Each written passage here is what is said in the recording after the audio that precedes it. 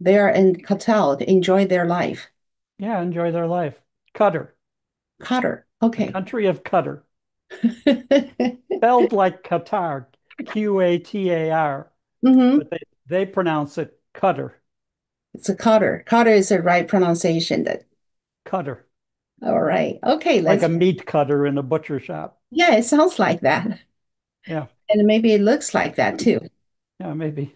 Yeah, all right. So let's begin. Ladies and gentlemen, welcome to Cheyenne's Forum. Today is September 9th, and here's my dear friend, Tom. Tom, how are you? I'm fine. How are you? Very good, Tom. So nice to see you again, and welcome to our podcast. Thank you. Good to see you. Same here. And we have a lots of questions for you today as well. Before we start, I'd like to introduce Tom. Tom worked in FBI for 30 years and he worked as assistant director in FBI for 5 years and he's retired now. Once again, thank you and welcome, Tom. My pleasure. Sure. And first thing first, I just saw the news. We just discussed that Israel target strike on top Hamas leaders and hiding in Qatar. Qatar. Why about nearly all of them? So this is a big news. It's just happened. So I just want to know if that's true. If they kill them all, what's going to happen next, in your opinion? Well, first of all, I don't think they'll kill them all. I don't think that happened. Hmm. They may get a couple of them if they're lucky, but I don't know how severe the attack will be as far as taking out the leadership of Hamas. Hmm. So if they did, Hamas will have new leaders and they'll find another luxury hotel to stay in somewhere else. So they know how to just build up their leadership very quickly, right? Yeah, exactly. So it seems like to kill the leader or the top leader, even all of them, is not the way to solve the problem of Hamas, right? Well, it doesn't completely solve it, no, because they have to have somebody theoretically to negotiate with. If they're going to try to get Hamas to agree to Hmm. any kind of a long-term ceasefire or release of the bodies of the deceased and the living people that they still hold hostage. We don't know exactly how many that is, but if they're going to do it, they're going to need somebody in a leadership position that can negotiate and make that decision. Well, you just mentioned, Tom, that you've been Qatar for a few Yeah, I've times. been there several times, been to Doha, Uh-huh. and not too far out of Doha, there's a huge air base that our military used during the height of the Iraqi war. Hmm. I was the FBI's first on-scene commander in Iraq in 2003 when the U.S. attacked Iraq, Hmm. and we staged many of our people in Qatar, which was an ally of the U.S. They have a huge air base there, Hmm. and we had many of our large aircraft based in Qatar at that time. Mm. Wow, what an experience. Well, the Yes. one thing I remember about it, it was about 140 degrees and humidity was about 100%, and you couldn't walk 10 feet out of an air-conditioned Oh space. my gosh. You were just soaked. You looked like you took walked into a shower and got soaked. So, It's incredible. So, yeah, you have the firsthand experience about what's going on there. So, in your opinion, is there a way to solve the problem of Middle East? Is there a way, to be honest? well, all the great brains of the world have been coming up with their solutions for the last 60 or so years, Still and doesn't none work. have done that. None have solved this problem. And I Yeah. don't care, it doesn't matter who's running the United Nations, who's Mhm. running these countries, who the president of the United States is, who's in charge of our military. Do we go peacefully? Do we bomb them? What do we do? It seems like just about nothing works, especially with regard to Israel and Palestine. Right. So, is that possibility is we are asking a wrong question, meaning that we should not involve anything related to Middle East. Is that possible? Or can we do Well, I that? don't know if that's the answer either. Like I said, we've tried being isolationist, we've tried being interventionist, we've Mhm. tried negotiating, we've tried all of this, and so far, no luck. Okay, so probably this problem will continue to thousands of years, just like before, It right? could, Yeah. could. Okay. So, Well, the modern era really started when land was taken away from the Palestinians to give hmm to become Israel. And so that war between the Middle Eastern countries, the Palestinian people and government, and the Israelis has been going on since the late 1940s. hmm So, Tom, can you give me a little bit more history lesson about why, in 1948, Israel start their country, not before? Is there any special reason or whose Very support? special reason. hmm None of the Western countries at the end of World War II wanted any of the Jewish refugees. If you remember the story of Exodus, the big ship Exodus that was carrying thousands of Jews from Europe hmm en route to the United States, turned away, not allowed to land and let those people get off. So the theory was take land away, use the excuse that the land that the Palestinians occupied going back to the time of the Bible, at one point that was Israel's land. hmm And the Palestinians now occupy it, therefore kick them out. And that's basically what the United Nations and what the United States and the United Kingdom and the Western powers decided. We don't want these people in our country. We don't want refugees. We don't want any of that. So send them to the Middle East and give them the land, take it away from the Palestinians in order to give it to the Jews. And that's what they did. And of course, the Palestinians had been occupying that land for a couple thousand years, and hmm they didn't take kindly to it. They didn't take kindly to having people from the West come in and say, we're going to take that land so the Jewish people have a homeland, so that they can return to their roots from thousands of years ago, preceding the time of Jesus, um, and take that land.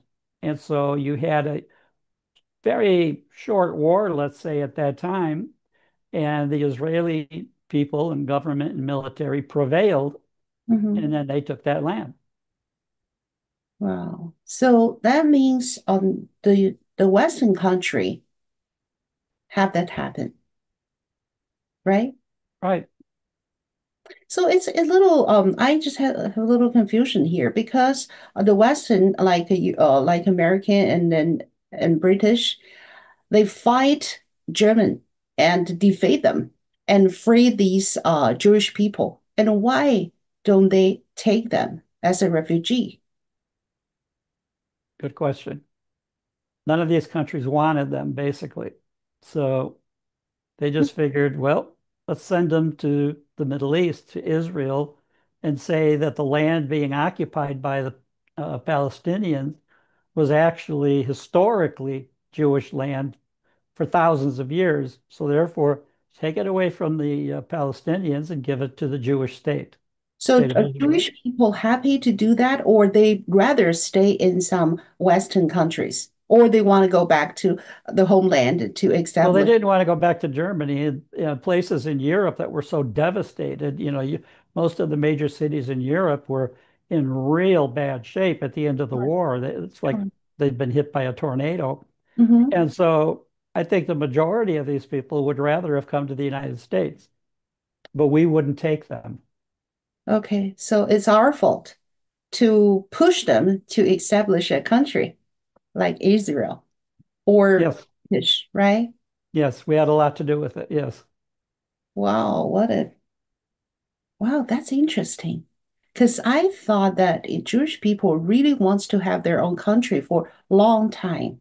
Well, yeah, they would like that, given the options. But at that time, Uh-huh. that the better option would be go to the country that won the war or one of the winners of the war. Mhm. Many went to Soviet Union. They had a large Jewish population, Right, but exactly. but a lot of them wanted to come to the United States, land of opportunity, Oh, I see. I see. Wow. and the U.S. didn't want them.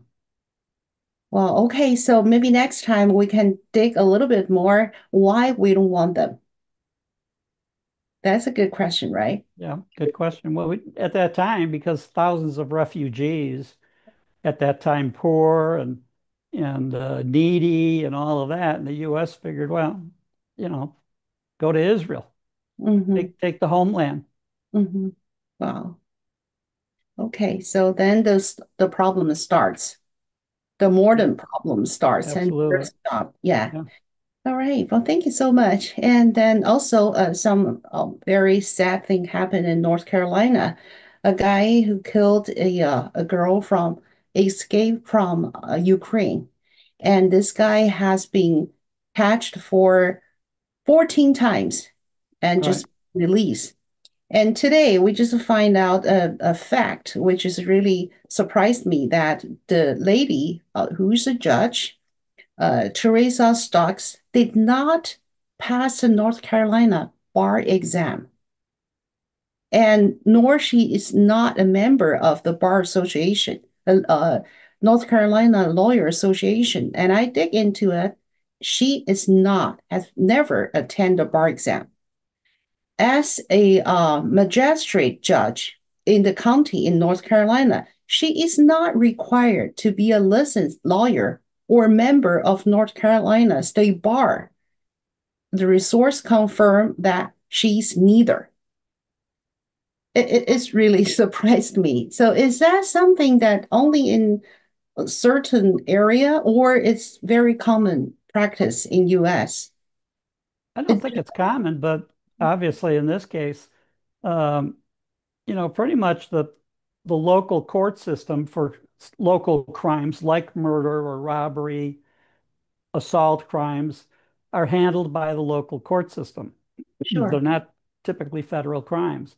Uh-huh. So the local system, they decide who's going to be their judges or magistrates and what qualifications they need. Do they get elected? They have many of the judges around the country like that are elected. They run for office, join one of the parties, Democratic Party or Republican Party. And if that party does well in the election, then suddenly they're judges. And I think that the way our system is set up is in general, the judicial branch is supposed to be co-equal with the executive branch and the legislative branch, three branches. Right. But, in recent times, we're seeing this constant battle, let's say, between the Trump administration and these low-level local judges that make these rulings and think they can overcome any national law or anything that Trump wants to do. Now, that it takes a long time to get those cases appealed. Mm-hmm. Then they lose the appeal because the Democrats are in control. And Mm-hmm. so by time it gets to the Supreme Court, 1 or 2 years has gone by, and eventually the Trump administration wins. Mm-hmm. And we've seen decision after decision in the last, a few months since he's been back in office that Mm-hmm. favor the Trump administration, that favor many of the policies that he wants to have enacted. Mm-hmm. And, that's what we're seeing. So you have these, and the Supreme Court's made some decisions in the last few months where they basically say a local judge, in North Carolina can't pass law, decisions that affect Yeah. Oregon or some other state. Right. If it's got to be involving their local thing. But in this case, that was their law to initiate cashless bail.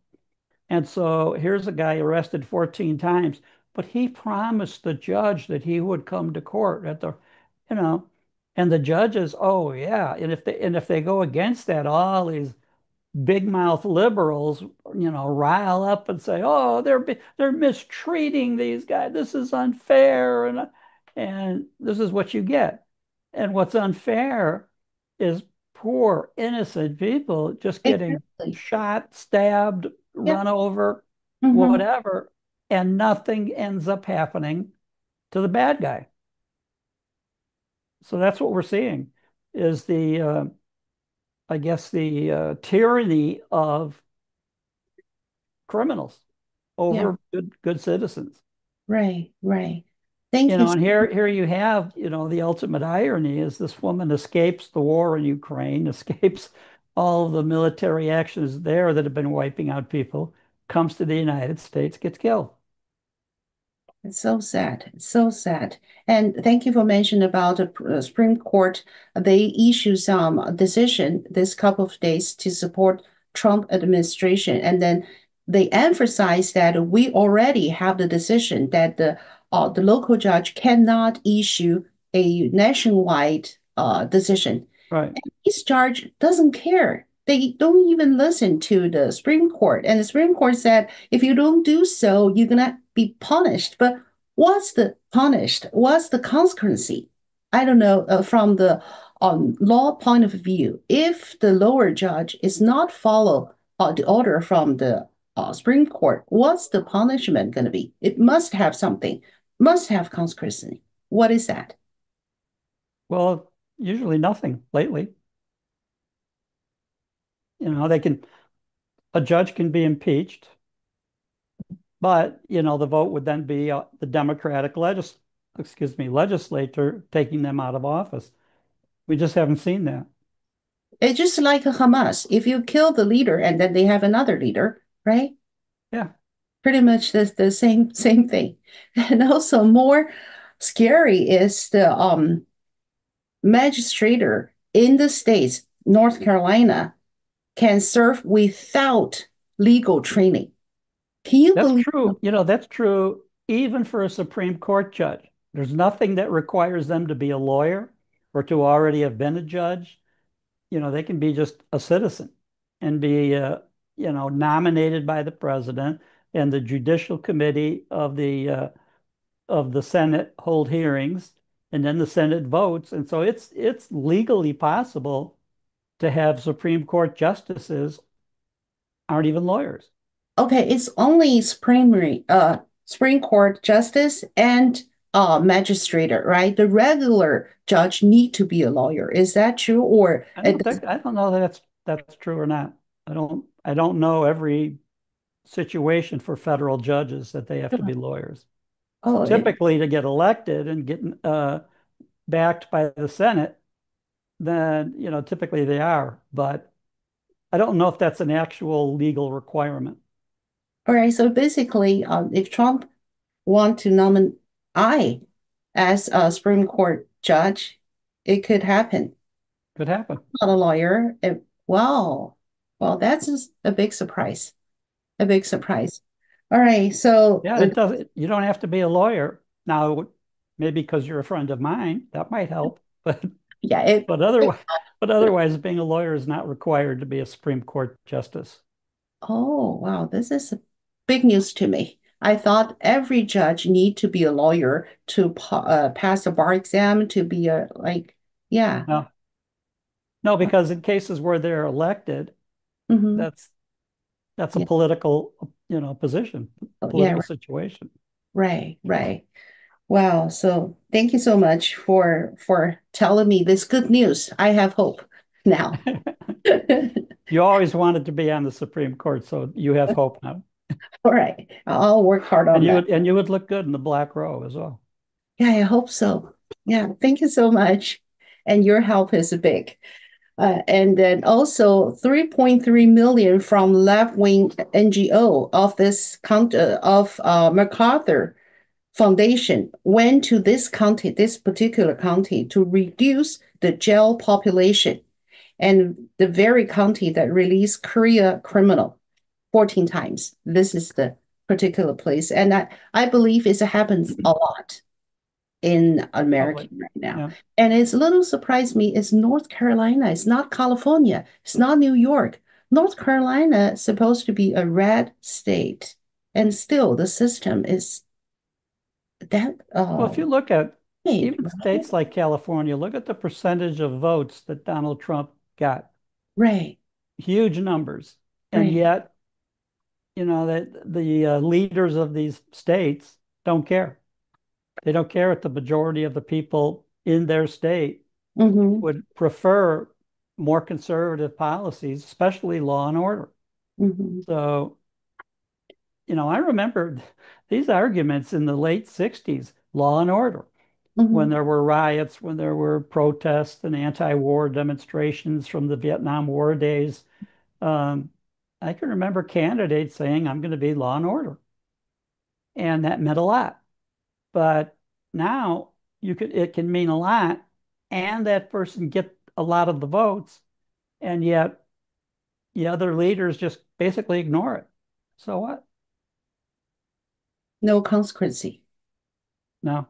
Just like right now, we see the lower judges not listen to the Supreme Court and there's no consequence, then they will keep doing that. No, yeah, and they can be impeached, and they should be. There should be more aggressive action on the part of the Senate, House, state legislatures to do something about these judges that don't basically. It's one thing if you're not a lawyer, but you got to follow the law. That's the Right. purpose of that. So when the Supreme Court theoretically issues a decision Hmm. and the orders go out, the lower courts are supposed to follow it. Of course. And I remember, I was a street police officer. I was a Hmm. firearm instructor. In those days, the states could pass whatever firearm laws as far as whether you had the right to shoot somebody, shoot to kill, or whatever it might be. Hmm. And when the Supreme Court made a decision on that, it applied to everybody in the country. Of Every Yeah, police officer had to follow it. Every jurisdiction had to follow it. sure, sure. So they couldn't say, well, this is Texas. We're going to pretend like it's the Wild West and do what we want. No. And so you had to know what those decisions were. And that was what our Mhm. firearms training program regarding the legal aspects of it was all centered on that. What are the judicial decisions that have been passed down that Right. apply now, that Of course. determine whether or not a police officer can shoot somebody or not shoot them, or a private citizen defending their own home? What Right. power do they have? So that's all pretty much court decided now, and the court sets the precedent, the court sets the rules. Hmm. Of course. Otherwise, they won't call the Supreme Court. They have the rights. They Right, have the authority.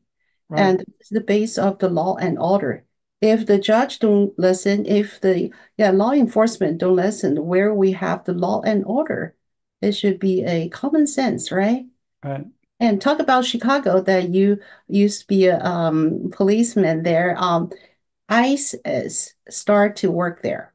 They don't care. They just go in Chicago and start to get rid of the criminal illegal immigrants, which is great. Well, among the Supreme Court decisions in the last few weeks, basically upholding the cities and the states cannot tell federal law enforcement that they can't do their job.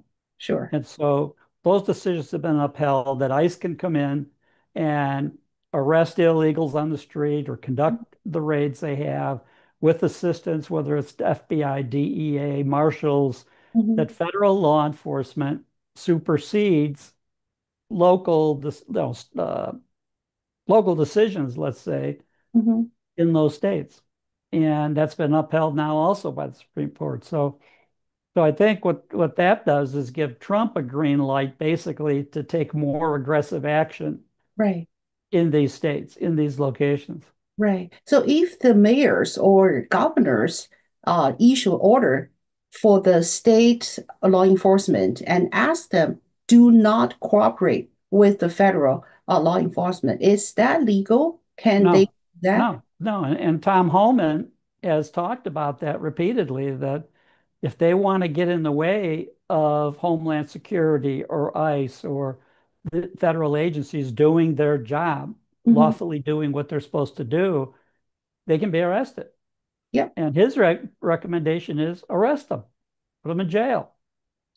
Yeah, I Whether cannot. it's Governor Pritzker in Illinois or the mayors, you name it, that they don't have that power. So I really hope to see arrest. I Well, I really, would love to see that. yeah, Yes. Yeah, cannot wait. I would really like to see these Yeah, agencies say enough. We've had enough of this. right, And right. and not the agencies, but the people. Because Yeah. what the Democrats do is they rile up, their base to go Hmm. out and say, we don't want this, and we don't want the federal government, we don't want federal law enforcement, we don't want them, they're fascists, and you name it, we don't want it. And the people want it. Yeah. Every survey, especially in the Black communities, because they believe, and in Chicago, the South Side and the West Side, which are predominantly Black, they want it because they see no evidence of law enforcement support for them Mm-hmm. to Exactly. protect them from crime, to protect them from these evil people that are roaming the streets free because the Democratic policymakers allow it and encourage it. So Yeah. I think that the more time goes by, the more you're going to see federal intervention in these places because that's what the people really want. Exactly. Exactly. And law and order is not only words, it's action. Yeah, very much. Yeah. So So, we've gone through these phases. Like I said, the late 1960s, mhm, early 1970s, mhm, we saw a lot of this. I became a uniformed street cop in mhm, 1973, and in those days, you go to arrest somebody and they'd call you pig and they would spit on you and you would have all of this happen. And then during the course of the 70s, gradually the country became more conservative and the police started receiving more support. But in the mhm. beginning, we didn't have that support. Well, so the country is just like a left and then Yeah. right and the Goes left. one way and everybody says they went too far, and then it comes back the other way. And so it pretty much all depends who's benefiting, who's suffering, Right. what's their political status. It's just maybe this is the way the US is. We're so special, we're so unique, and we're just, yeah, we're just different. Really. Well, that's one aspect of democracy is the people then are supposed to choose. What are the policies they support? What kind Hmm. of law enforcement do they support? And Hmm. then all of a sudden they get convinced, oh, we shouldn't have that, and they go the other way. Now you look at New York City right now, people have been complaining the last couple of years, the lawlessness, the crime, the danger to be out on the street, whether it's Times Square or any other part of New York City.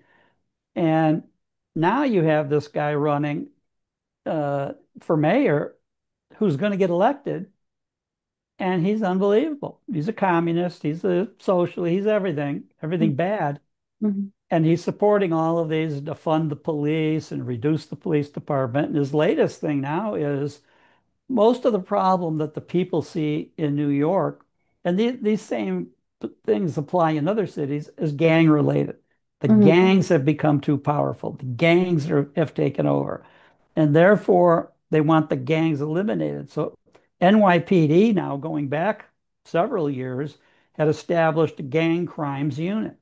And Oh, their intelligence for those units operated very much like the days when I was running FBI organized crime investigations against the mafia or hmm. Russian organized crime or Asian organized crime. Hmm. And, so what happens is that the police have these gang crimes unit to find out who's the leader, who's the boss, who are the members, who are carrying out the violent actions on the street, and then they have a rough idea. So when people invade let's say a train station or a subway station, they have a pretty good idea who's behind that, who's doing it, where to look for them, where to gather the evidence, where to develop informants against them. And then people say, like this, moron running for mayor, oh, we don't need the police. We don't need intelligence. We don't need anything. We don't need cash bail. We don't need any of these things. Well, how many people are going to get killed based on those policies? It's not like we've never seen this before. It's not like we have to guess what the results will be. We know. Anybody with any amount of experience, especially in law enforcement, but even just living in a neighborhood, will tell you what's going to happen. They Hmm. know what's going to happen. And it Yeah. happens. And it's happening now. So You know what, Tom? I think you should give them the consultation for the New York police station. They have the gang organization force I don't that. think they need it. I think they know that. They know that they need those intelligence units.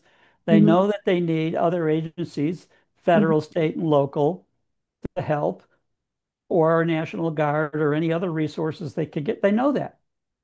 But they're Well, kind of powerless when their leaders just say, we don't care. yeah, you know what, Tom, you mentioned about 60 to 70, New York or the Americans like chaos. It's like no law and order. And then people start to realize that we do need law and order, cannot do that anymore. And then think about people born after 1980s.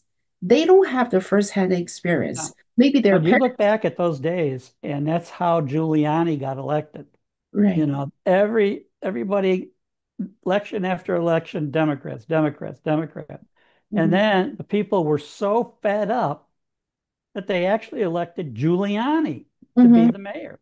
And Hmm. then he puts people in position, and you had key commissioners of police and other people that became very, very effective Hmm. in making New York livable.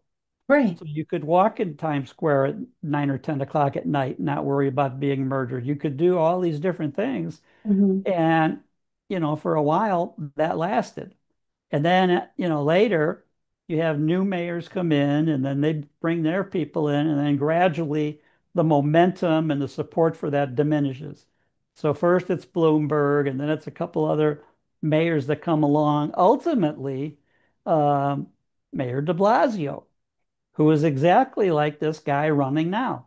Hmm. Liberal, socialist, communist, stupid, no student of history, no idea what's going to happen. Everybody knew what was going to happen, and it happened. And that's what's going to happen now. So people are so easy to forget to listen. Yeah, So yeah, easy to forget. But one thing not changed that is people cannot learn from the history. That's really sad. And um, I just remember you said our founding father said that democracy will only work for the informed citizen.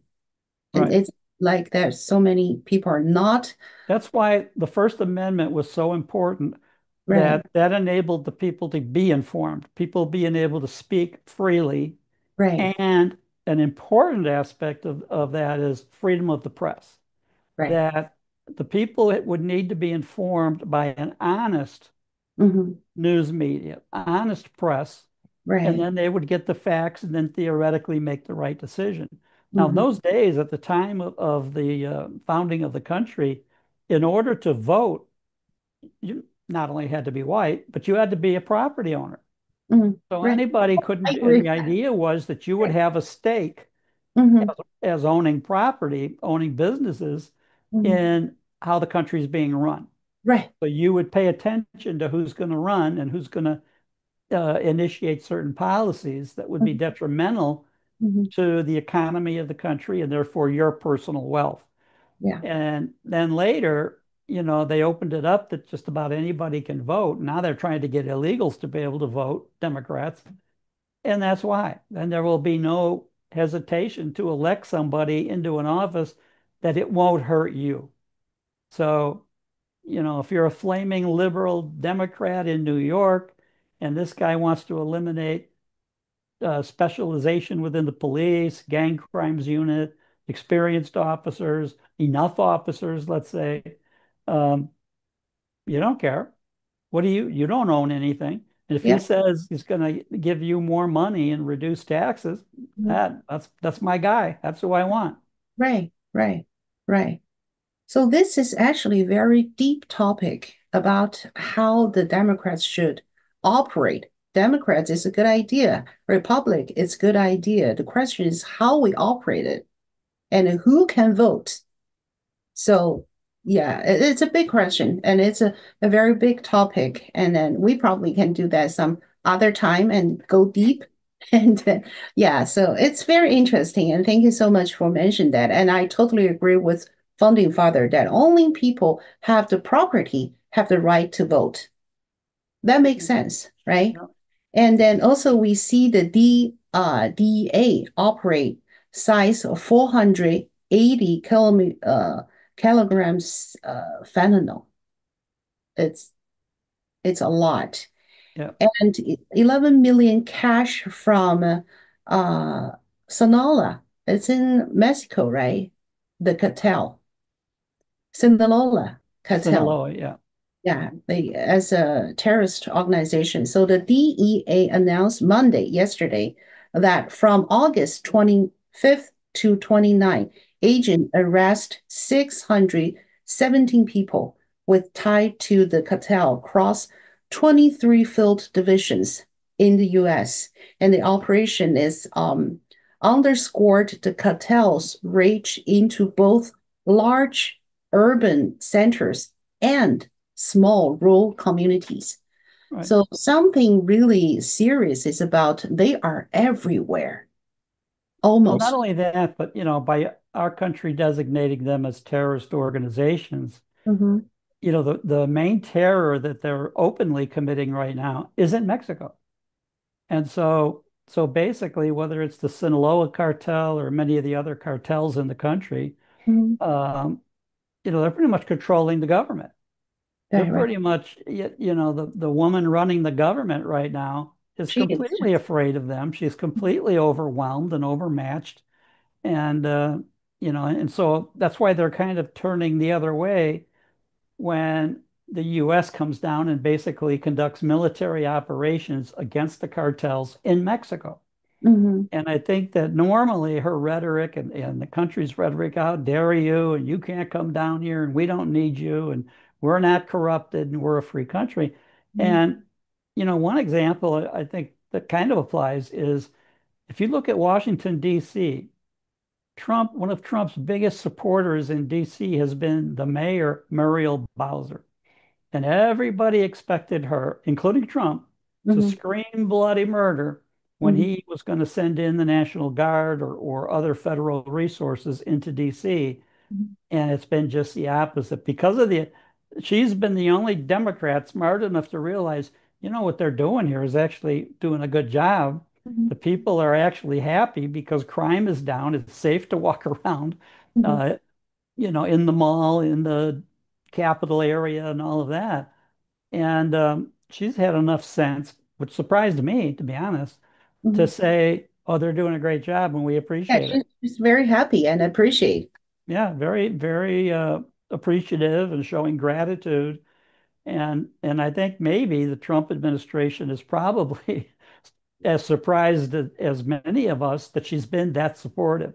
It's Hmm. hard to argue when the leading Democrat in that city says that policy of sending the military in, sending more federal agencies, civilian agencies in, has worked for us. Right, And that's kind of hard to argue then that your city shouldn't want them. Now, right, obviously, DC is a federal district. right. So just imagine if it was a state. Now you see the wisdom of not letting them get statehood. Keep Yep. it federal, keep it neutral. Hmm. But the other states, the other big cities that have such tremendous crime, right now, none of these Democrats, starting with Pritzker in Illinois, none of them want to dare admit they're not keeping their people safe. Hmm. Primary function of government is security of your people, and Hmm. they're not achieving that. Right. And so they'd rather fail at that than admit the failure and welcome federal assistance. And so we'll see how long that lasts. We'll see how Trump handles this. If he goes ahead and sends them in, whether they're welcome or not, Yeah, and yeah. things get vastly better, Yeah. that'll be a big deal. Right, right. Yeah, so talking about the DEA program or the DEA action, so how can we do to destroy this network of the distribution of the fentanyl Well, they have to drugs? gather enough intelligence about who's doing, the distribution, how they're getting it into the United States, who's trafficking it all over the country, where's it going? Mhm. Now, because of the disaster of the Biden administration, where everything crossed in freely, Now Mhm. to try to figure out, well, what relationships did they establish? What routes, what partnerships?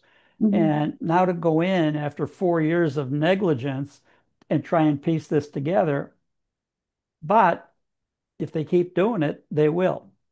Good. And and if they operate more aggressively in Mexico at the Mhm. source of this, you're Mhm. going to see a lot of people down there flip. And I think one of the things, Mhm. Mexico, when they turn over 10 or 20 or 30 cartel members to the US, that makes a big difference Right. because now these people know that in the US system, if they get sentenced to life in prison, they're going to die in US prison.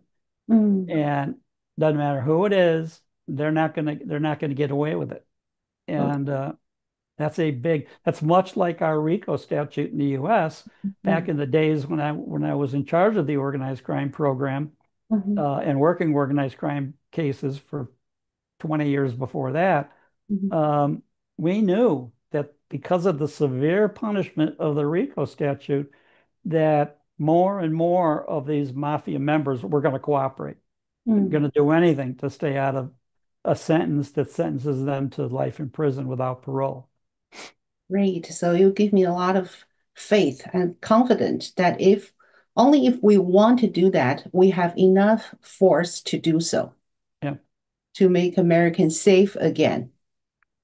Yeah. Yeah. And in order to do it, you're going to have to, reduce the strength of these cartels, even in Mexico, because then Right. they could still get stuff across the border. They still have all their connections in the US that they established, during Biden, during Obama, during all those days where they Mm-hmm. were allowed to roam freely in our country Mm-hmm. without anybody really doing anything about it.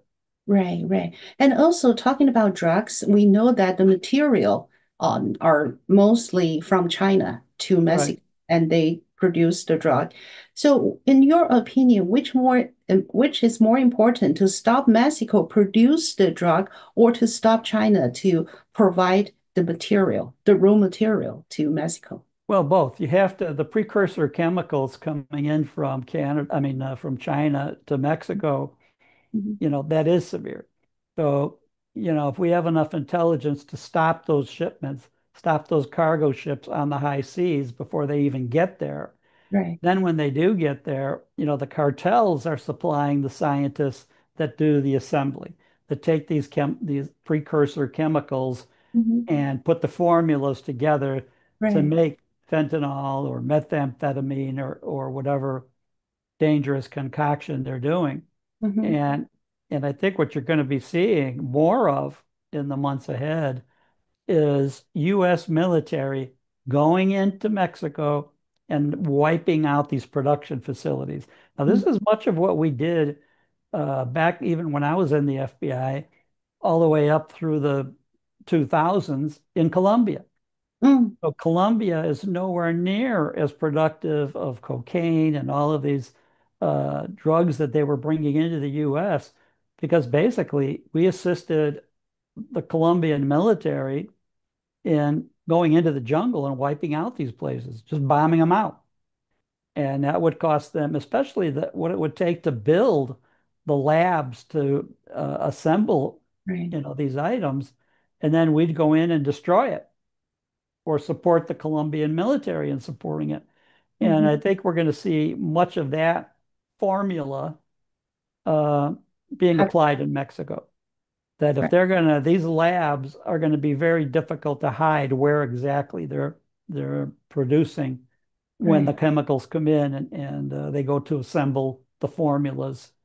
Um, To I yeah. think I think we're going to become much more aggressive. Great, great. Yeah, yeah, Colombia. Glad you mentioned that. We barely heard about Colombia than before because Yeah. it was destroyed. Yeah, I So, had several trips down to Bogota and Cartagena and mm, some of the areas in Colombia. And, we had a strategy the US called Plan Colombia. And that plan, even while I was in the FBI, it was something like $2 billion a year to the oh, government of Colombia to apply their military and their other resources to go against, the drug wars, to go into the jungles and wipe Hmm. out their labs and wipe out their drug dealers and all of that. And, and DEA was very active down there and, killed Is a it couple. like I'm sorry, go ahead. Well, DEA, they actually killed several leaders of the drug organizations down there. Hmm. And so you had a number of situations where it was like a war. Yeah, And it was a war that was, for the most part, won by the government of Colombia and the United States. great. And I think that, we've been reluctant to do that kind of activity in Mexico. But I think it's going to be like Washington, D.C. I think President Trump is realizing time to become even more aggressive down there. And Right. even though leaders in the Mexican government will say, no, no, no, you can't do that. You're violating our sovereignty. Behind the scenes, they'll be going, thank you very much. Appreciate Yeah, it's totally different, two faces. it. And Exactly. yeah, and I believe without help from American, Colombia cannot do that by themselves. They don't have enough force to destroy the cartel. So it's the same thing in Mexico. And I agree with you. We need to do more severe and a more, yeah, powerful to do so. And also about the illegal immigrants, I just saw a news that OMB, Office of the Management and Budget, signals President Trump would sign into law H.R. 3486. The name is Stop Illegal Enter Act if it will come to his desk.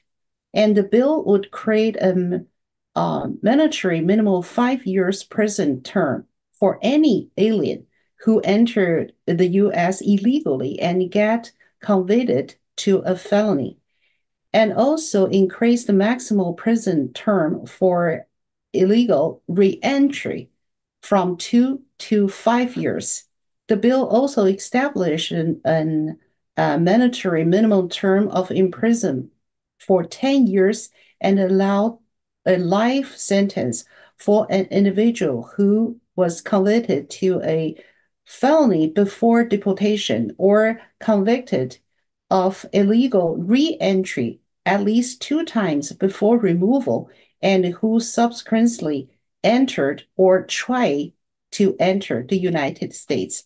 It's a very strict law. Do you think we can have this law? I think probably. Well, I that's a think big so. yeah, that's a big time to reduce the illegal immigrants, right? If they come here 2 times or more, they're gonna be put into the jail. Right. Yeah. And then also, I saw a news today about the auto pen. Auto pen. It's just ridiculous. A new memo proves Biden did not even sign his own pardons, including Hunter Biden's. Right. And thousands of pardons were mass stabbed with a machine. So if we actually prove that's true, which I know the Penn Bundy and Ed Martin are have some force to invest every single one of the pardons. So if finally we prove that is all, as Biden didn't know that, and all is done by machine, what's going to happen? Well, I think the main issue here would be that the pardons are not valid. That would be the main thing. Okay. So if they have the proof that even the pardon of Hunter Biden was not done properly, it was not a decision, consciously made, and the president signing it and all of that, Mhm. then what's that going to do for Hunter? He's assuming he's free for life, or these other people that got pardoned. So I think that I think that's the main issue is that the first couple of times somebody tries to use the pardon to not be jailed or not be kicked out of the country or whatever it might be. And it goes to court and the courts rule in favor of the government. Now, it's not a legitimate pardon. And a lot of the information to support that's going to come from these aides, these junior level aides in the White House, that even then they were sending messages to each other, which is starting to come out in some of this testimony, Hmm. that Biden had no idea who Yeah, was right. being He pardoned. didn't He know. didn't do it. He didn't give the decision. So it would be one thing if the president said, okay, I want so and so pardoned, make it happen. Mm-hmm. And at least it just saves him the physical exercise of putting his signature on it. Right. But, when you have these staffers in the White House saying, he had no clue who was being pardoned.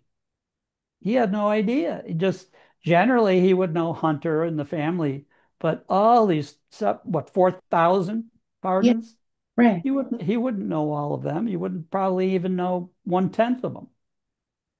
So So, therefore, their pardons would not be legal.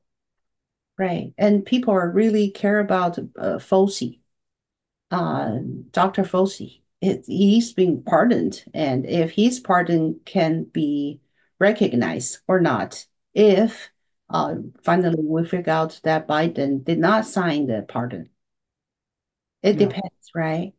right. Yeah. Yeah, if And they have that kind of information, Fauci is fair game, and my opinion, he should be prosecuted. yeah, of course, big Even time. if they sign the pardon, I don't care. Prosecute him and let him prove. Let him go through the aggravation that he put Right. 1 million people through every day. Right, right. So, do you think that President Trump has the right to invalidate all the pardons based on the proof that the pardon is not signed by Biden and Biden did not know anything about that? Do you think, Mr. Yeah, I Trump? don't think it would be Trump invalidating it. I think it would be the system, the Department of Justice, and eventually appeals probably to the Supreme Court that could say, if they show that the president did not personally approve and personally sign that pardon, Right. or personally push the button on the auto pen to sign it, it's not Uh-huh. valid. And I Oh, think the first time that they're able to show that in a couple of cases, mhm, then they can go forward, and the people that have these pardons will be mhm. hard pressed to use them. Right. Good, good. This is a good news. And then I think no wonder DOJ has a force. They formed a force to investigate everything, single one of it. Right. So it seems like they're going to do something about it. Seems like it. Hope Yeah, so. yeah, great. This is a good news. Thank you so much. We're waiting for that for a long time. And yeah, I really appreciate Tom. Thank you so much for today's podcast. And time flies. We have a very interesting topic, and then I really appreciate it. And I will translate into Chinese as soon as possible. Okay. All right. Thank you very much. Thank you so much, and I'll see you next Tuesday. See you next week. Thank you. Take care. Yeah. Bye bye.